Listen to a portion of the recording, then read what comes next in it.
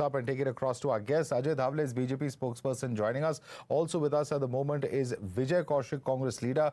With us also is Khaliqur Rahman, political analyst. Let me start first and foremost with Vijay Kaushik, leader of the Congress party. Vijay Kaushik, दर्दनाक घटना है और सबसे shocking बात यह है कि rather than helping the victim, पीड़िता को बचाने के बजाय लोग यहाँ खड़े होकर वीडियोस देख रहे हैं। ये कैसे एटीट्यूड चेंज होगा अगर इस तरह की घटनाएं होती रहीं देश भर में? देखिए, कांग्रेस पार्टी की तरफ से हम ये मानते हैं कि ये बड़ी दुखदाई घटना है।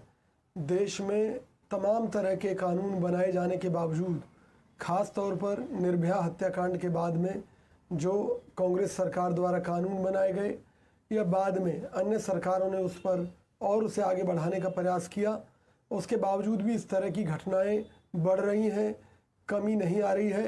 तो कहीं ना कहीं हमारा एक राजनीतिक सिस्टम और जो सामाजिक सिस्टम है, ये उसके तहस नहस होने की निशानी है।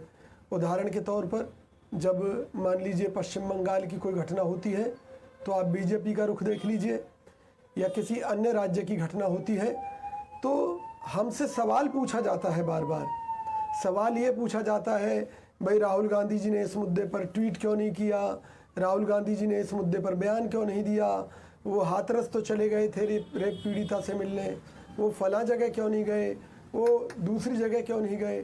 तो आज मैं पूछना चाहता हूँ बीजेपी के लोगों से कि भाई मोदी जी ने इस बारे में कोई ट्वीट क्यों नहीं किया अब तक, मोदी जी का क्यों नहीं बयान सामने आया, मोदी जी क्यों नहीं उस पीड़िता से जाकर मिले। आखिर हमारे इस सिस्टम में कमी कहाँ रह गई कि पीड़िता की मदद करने की जगह, मैं समझता हूँ जो व्यक्ति वीडियो बना रहा था वो भी बराबर का दोषी है जी, क्योंकि अगर वो चाहता। Let me put that question across to Ajay धावले। Ajay धावले, सवाल इसलिए भी उठ रहे हैं बीजेपी को लेकर क्योंकि ये मुख्यमंत्री की कंस्टिट्यूएंसी है। तो अगर जीतू पटवारी ये सवाल पूछ रहे हैं तो सवाल कहीं ना कहीं ये उठता है कि अगर मुख्यमंत्री की कंस्टिट्यूएंसी में इस तरह की क्राइम हो सकती है तो बाकी राज्य का क्या हाल होगा? Let me clear one thing, Madhavji, that this is a very sensitive incident and we don't want to politicize the issue.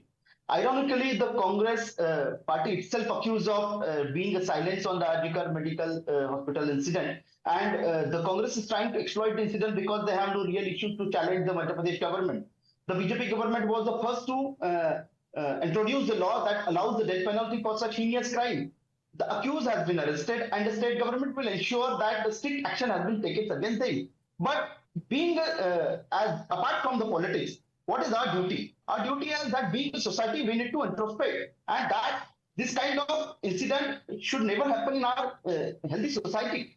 But apart from this kind of healthy politics and healthy democratical running of the government, Congress want to try to compare it with the Arjikar medical hospital case and any other.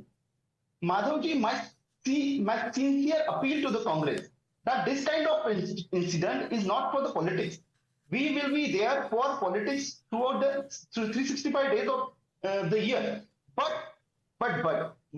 ask one strict question to the Congress that what are you supporting this kind of incident in any other state? In Madhya Pradesh, we will leave no stone unturned to punish the offender. And Honorable Chief Minister Dr. Mohan Yadav ji in n number of times that the categorically said that Madhya Pradesh is following the zero tolerance policy. Okay.